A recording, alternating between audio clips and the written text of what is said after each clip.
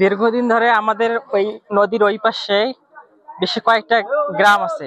এই গ্রামের মানুষ যাতায়াত করতো বাঁশের, মানে শুধু একটা বাঁশের উপর দিয়ে। এই যাতায়াত যাওয়ার সময় একটা বাচ্চা পড়ে এখানে একটা বড় ধরনের দুর্ঘটনা হয়েছে।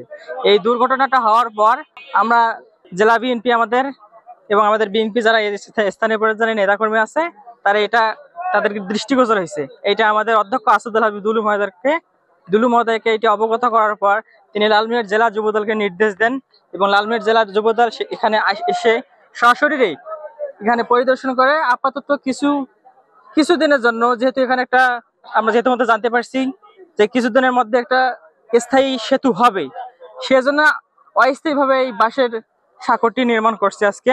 এজন্য আমরা এলাকাবাসী অনেক ধন্যবাদ জানাই এবং পরবর্তীতে যেন আমাদের সেতুটা খুব তাড়াতাড়ি যেন হয়, আমরা এই আশাবাদ ব্যক্ত করি। আমাদের উপকার হয়েছে, আমাদের বাচ্চারা এমনি পরে মারা গেছে, আমরা হাঁটতে পারি না, স্কুল কলেজ যাইতে পারে না বাচ্চারা। আমাদের বেশি উপকার অস্থায়ী উপকার হয়েছে।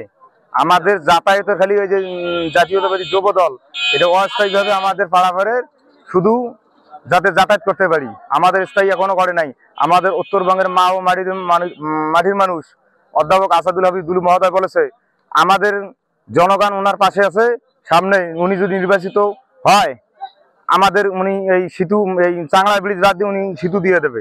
চাংলা ভাঙি যা ছাওয়া মরে কথা বলছেন, ধান চাল পার করে পাই না, ধান মুঙের পাই না, যাতায়াত আমার নাই, একটা রাস্তাও নাই, বগবদ্ধ এই বগবদ্ধ ওই বাসের সাগর দিন আমার বুঝছেন।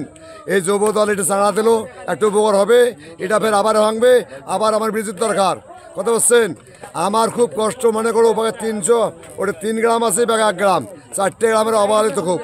5ই আগস্টের পর আমাদের বিএনপি ভারপ্রাপ্ত চেয়ারম্যান তারেক রহমান, যুবদলের সভাপতি আব্দুল মুনায়েম মুন্না এবং যুবদলের সাধারণ সম্পাদক মোহাম্মদ নুরুল ইসলাম নয়ন, তাদের নির্দেশনা আমাদের উপরে যে আমরা যেন বেশি বেশি করে জনকল্যাণমূলক কাজ করি এবং আমাদের প্রিয় নেতা অত কাজ করে দুলু মহোদয় আমাদেরকে বারবার ডেকে বলেছেন যে তোমরা জনকল্যাণমূলক কাজে নিয়োজিত হও। তারাই ধারাবাহিকতায় আমরা সদর উপজেলা থেকে শুরু করে পুরো জেলায়, লালমিয়ার জেলায় আমরা এখন পর্যন্ত 150 কিলোমিটার উপরে রাস্তা সংস্কার করেছি। এবং এই এলাকায় যখন আমরা আসার পরে আমরা দেখি যে একটি মাত্র বাসের উপর দিয়ে এই এলাকায় স্কুল কলেজ এবং ছোটো ছোটো কিন্ডারগার্টেনের বাচ্চারা এই বাসের উপর দিয়ে চলাচল করে। এবং আমরা এই এলাকার লোকজনের সাথে যখন কথা বলি তখন শুনতে পারি একটি বাচ্চা ওই বাসের উপর থেকে পড়ে যেয়ে মারাও গেছে। এই মর্মান্তিক ঘটনাটা শোনার পরে আমরা ওই দিনই আমার আহ্বায়ক আনিসুর রহমান বিপি আনিসের সাথে কথা বলে ওনাকে সাথে নিয়ে ওই দিনই আমরা আমাদের প্রিয়তা অত কাজতলা দুলু মহোদয়ের সাথে দেখা করি এবং এই কথাটি তাকে বলি। তাকে বলার পরে উনি বলে যে ইতিমধ্যেই আমি এই কাগজপাতি এলজিআর চিফ ইঞ্জিনিয়ারের কাছে দিয়ে দিয়েছি, ওইটি একটি পাকা ব্রিজ হবে, স্থায়ী একটি ব্রিজ হবে। কিন্তু আমরা তাকে বলি যে স্থায়ী ব্রিজ হতে তো 2-2.5 বছর সময় লেগে যাবে, কিন্তু আপনার সাময়িক কী করা যায়। তখন তারই পরামর্শে আমরা এই জায়গায় লালমিয়ার জেলা যুবদল, সদর উপজেলা যুবদল এবং আরাদি উপজেলা যুবদল জনকল্যাণের সমস্ত নেতাকর্মীকে সাথে নিয়ে স্বেচ্ছায় এবং আমাদের জেলা যুবদলের অর্থায়নে আমরা এই বাসর সাঁকোটি নির্মাণ করি।